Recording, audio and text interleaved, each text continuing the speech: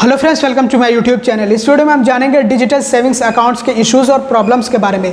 ये जो digital savings accounts होते हैं, जो अकाउंट्स आप ऑनलाइन ओपन करते हैं, जिनको ई-केवाईसी बेस्ड अकाउंट कहा जाता है या फिर आधार OTP बेस्ड अकाउंट कहा जाता है, इनके साथ क्या क्या इश्यूज़ आ सकते हैं, क्या प्रॉब्लम्स हमें फेस करनी पड़ सकती हैं, इन्हीं के बारे में इस वीडियो में हम जानेंगे। वैसे तो इन अकाउंट्स के डीमेरिट्स और डिसएडवांटेजेस भी होते हैं, तो वो भी इस वीडियो में हम डिस्कस करेंगे।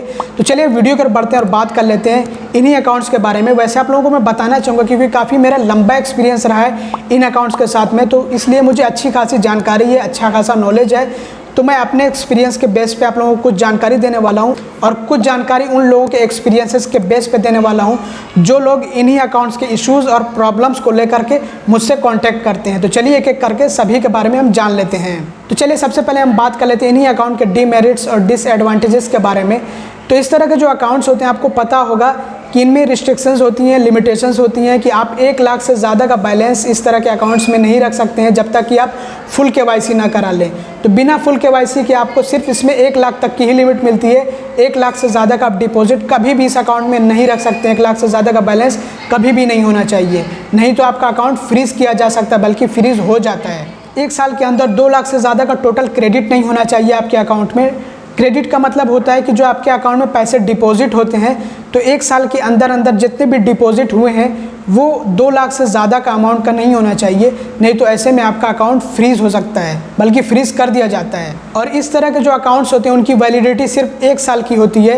1 साल के अंदर अंदर आपको फुल KYC करा लेना होता है। अगर आप फुल KYC ब्रांच विजिट करके नहीं कराते हैं तो फिर आपका अकाउंट क्लोज कर दिया जाता है या फिर उसको इनएक्टिव अकाउंट में डाल दिया जाता है। वो किसी काम का नहीं रह जाता। आप उसको दोबारा से ओपन भी नहीं कर सकते, मतलब आप उसको दोबारा से रीएक्टिवेट भी नहीं कर सकते हैं या फिर अनफ्रीज भी नहीं कर सकते हैं। और इन अकाउंट के साथ में एक और प्रॉब्लम ये भी होती है कि फुल KYC बड़ी मुश्किल से हो पाती है। जब आप फुल KYC के लिए ब्रांच विजिट करते हैं तो कभी कभी उनका सर्वर काम नहीं करता है, कभी आपकी डिटेल्स नहीं आ पाती हैं, कभी आपका आधार फोटो नहीं अपडेट हो पाता है। तो इस तरह की प्रॉब्लम्स आपको सुनने को मिलती हैं। कभी कभी आपको बताया जाता है कि आप दूसरी ब्रांच में चले जाइए, ब्रांच का आपको एड्रेस भी बताया जाता है कि आप फलां ब्रांच में चले जाइए, फलां ब्रांच में चले जाइए। तो मतलब आपको बहुत सारी जो है दिक्कतों का सामना करना पड़ता है, बहुत आपको भाग दौड़ करनी पड़ती है, तब जाकर कहीं पे फुल KYC हो पाता है। और कुछ लोगों का तो फुल KYC हो भी नहीं पाता है, क्योंकि बहुत से मुझे ऐसे मैसेजेस आते रहते हैं कि हमने फुल KYC के लिए ब्रांच विजिट किया और कई बार जो हम ब्रांच विजिट कर चुके हैं, लेकिन फुल KYC करने से वो लोग मना कर रहे हैं कि जब आपने ऑनलाइन अकाउंट ओपन किया है तो आप हमारे यहाँ पे क्यों आ रहे हैं। तो इस तरह के मुझे मैसेजेस भी आते हैं। हालांकि ये प्रॉब्लम मैंने खुद फेस की है जब मैंने एक्सिस बैंक का ASAP अकाउंट ओपन कराया था। कई बार मैं ब्रांच विजिट किया, लेकिन एट दी एंड उन्होंने फुल KYC नहीं किया, तो मैंने वो अकाउंट ही नहीं यूज़ किया, मैंने उस अकाउंट को छोड़ दिया। और बहुत से लोगों के कमेंट्स भी आते हैं इस तरह के, और बहुत से लोगों के मैसेजेस भी आते हैं इंस्टाग्राम पे या फिर फेसबुक पे कि हम फुल KYC के लिए कई बार ब्रांच विजिट कर चुके हैं लेकिन फुल KYC नहीं कर रहे हैं ब्रांच वाले। तो इस तरह की प्रॉब्लम भी आती है। ये जो डिजिटल सेविंग्स अकाउंट होते हैं, जो ई-KYC बेस्ड अकाउंट होते हैं, आधार OTP बेस्ड अकाउंट होते हैं। हालांकि अभी के टाइम में तो वीडियो KYC आ चुकी है, बहुत सारे bank video KYC facility provide कर रहे हैं अपने कस्टमर्स को। तो जो कस्टमर अभी के टाइम में ऑनलाइन अकाउंट ओपन कर रहे हैं, यानी कि डिजिटल अकाउंट ओपन कर रहे हैं, उनकी तो फुल KYC हो जाती है वीडियो कॉलिंग की मदद से, तो उनको तो कोई दिक्कत नहीं है। लेकिन अभी भी कुछ ऐसे बैंक हैं जो आपको डिजिटल सेविंग्स अकाउंट प्रोवाइड तो कर रहे हैं लेकिन वीडियो KYC की फैसिलिटी प्रोवाइड नहीं कर रहे हैं, जिसके चलते KYC कराने को लेकर के बहुत सारी प्रॉब्लम्स हमें फेस करनी पड़ जाती हैं। इस तरह के अकाउंट के साथ में एक और प्रॉब्लम ये भी होती है कि चेकबुक इशू नहीं होता है। जब तक आप फुल KYC नहीं करा लेते हैं तब तक आप चेकबुक इशू नहीं करा सकते हैं, क्योंकि आपकी सिग्नेचर नहीं अपडेट होती है। तो जब तक आप अपनी सिग्नेचर ना अपडेट करा लें या फिर आप कह लीजिए फुल KYC ना करा लें, तब तक आपको चेकबुक इशू नहीं करी जाएगी। ये बहुत बड़ी दिक्कत होती है। और पासबुक मिलने में भी आपको दिक्कत आती है कि जब तक आप फुल KYC ना करा लें तब तक आपको पासबुक भी नहीं इशू किया जाता है।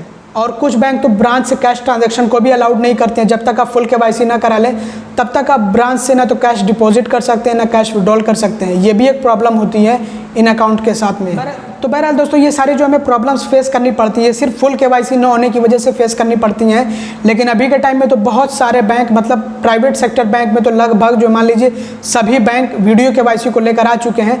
तो अब वीडियो KYC की मदद से, यानी कि वीडियो कॉलिंग की मदद से आपकी फुल KYC हो जाती है। आपको ब्रांच विजिट नहीं करना पड़ता है और ना तो आपको चक्कर काटने पड़ते हैं, ना तो आपको दौड़ भाग करनी पड़ती है। आप घर बैठे ही फुल KYC करा लेते हैं वीडियो कॉलिंग की मदद से। तो जो बैंक वीडियो KYC फैसिलिटी दे रहे हैं उनके डिजिटल अकाउंट में तो कोई भी प्रॉब्लम नहीं आएगी आपको, अगर आपने फुल KYC करा लिया वीडियो कॉलिंग की मदद से तो।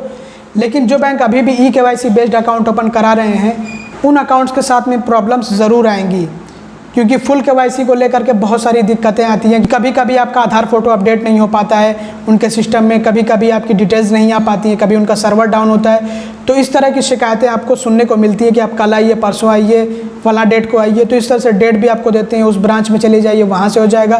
तो बहुत आपको भाग दौड़ करनी पड़ जाती है, लेकिन फिर भी फुल केवाईसी कभी कभी नहीं हो पाता है। क्योंकि मुझे बहुत सारे मैसेजेस आते हैं कि हमने जो है अकाउंट ओपन कर लिया, जैसे कि इसी ICICI बैंक के इंस्टासेव FD अकाउंट को लेकर के बहुत से लोगों की मुझे जो है DMs आए हैं कि हमने जो है अकाउंट ओपन कर लिया, लेकिन फुल केवाईसी कराने के लिए जब ब्रांच विजिट करते हैं तो ब्रांच वाले मना कर रहे हैं कि हम फुल केवाईसी नहीं कर सकते हैं आपका। तो वो मुझसे पूछते हैं कि हम क्या करें। तो मैं क्या बताऊँ, सिर्फ एक ही रास्ता बचता है कि आप कंप्लेंट करें। ऐसे में ये जो मैंने आप लोगों को पॉइंट बताया कि फुल केवाईसी को लेकर के हमें प्रॉब्लम्स फेस करनी पड़ती हैं, यही इस अकाउंट की सबसे बड़ी प्रॉब्लम है। क्योंकि अगर फुल केवाईसी अनफॉर्चुनेटली आप नहीं करा पाते हैं और आपका अकाउंट क्लोज हो जाता है या फिर फ्रीज़ हो जाता है, तो ऐसे में जो आपके अकाउंट में बैलेंस पड़ा होता है वो बैलेंस फंस जाता है, आप उसको विड्रॉल नहीं कर पाते हैं, निकाल नहीं पाते हैं। क्योंकि इस तरह के भी DMs आते हैं मुझे कि हमने पैसे उसमें डिपॉजिट कर रखे थे और वो अकाउंट फुल केवाईसी में कन्वर्ट नहीं हो पाया, उसकी वजह से वो अकाउंट ही क्लोज़ हो गया और उसमें हमारे पैसे फंसे के फंसे रह गए। तो इसके लिए हम क्या करें। तो इस तरह की भी प्रॉब्लम्स आती हैं। मुझे पता है कि जिन लोगों के अकाउंट की फुल केवाईसी बहुत आसानी से हो गई है वो नीचे कमेंट ज़रूर करेंगे कि नहीं, फुल केवाईसी बहुत आसानी से हो जाती है, कोई भी दिक्कत नहीं आती है। तो देखिए, अगर आपकी फुल केवाईसी हो गई है तो आप खुश रहिए, लेकिन जिनकी फुल केवाईसी नहीं हो पाई है, कम से कम आप उनकी प्रॉब्लम को समझिए तो कि उनको कैसी प्रॉब्लम आ रही है, किस तरह की प्रॉब्लम आ रही है और किस सिचुएशन से वो गुजर रहे हैं।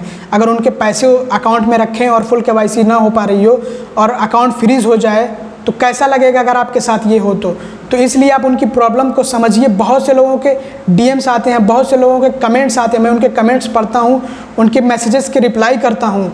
तो उसके आधार पे मैं आप लोगों को कह रहा हूँ कि फुल केवाईसी को लेकर के दिक्कत आती है, चाहे आप माने या फिर ना माने। वैसे जिन लोगों की भी फुल केवाईसी नहीं हो पा रही है वो लोग कमेंट ज़रूर करें, ताकि पता लगे कि कितने लोगों की फुल केवाईसी नहीं हो पा रही, कितने लोगों को प्रॉब्लम्स आ रही हैं। जो मैंने बताया वीडियो के अंदर ये बात सही है या फिर नहीं, ये भी साबित हो सके।